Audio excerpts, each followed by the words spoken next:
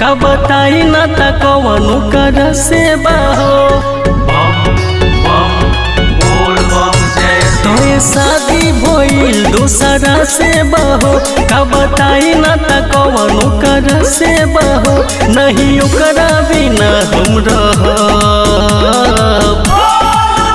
पगली से मिला दहे बाबा जलधारी तबे हम करब पगली से मिला दहे बाबा जलधारी तबे हम करब पगली से मिला दहे बाबा। देवों के देव महादेव की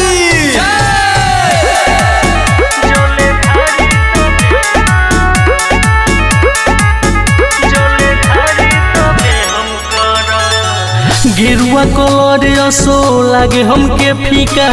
मंगिया में पड़ी उनका सेनुरा के टीका ए बाबा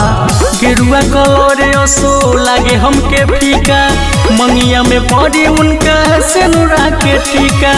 मंगिया में पड़ी उनका सेनुरा के टीका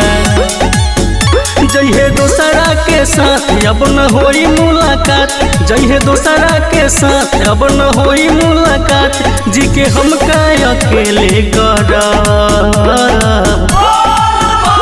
पगली से मिला दहे बाबा जलधारी तबे हम करब पगली से मिला दहे बाबा जलधारी तबे हम करब।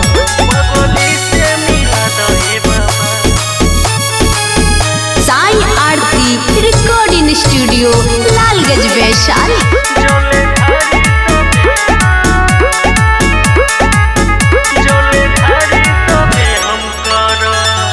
टूटल बा दिल कैसे जलवा चढ़ाई सावन में शक्ति बाबा अपन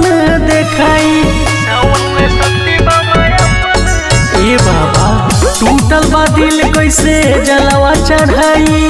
सावन में शक्ति बाबा अपन देखाई सावन में शक्ति बाबा अपन देखाई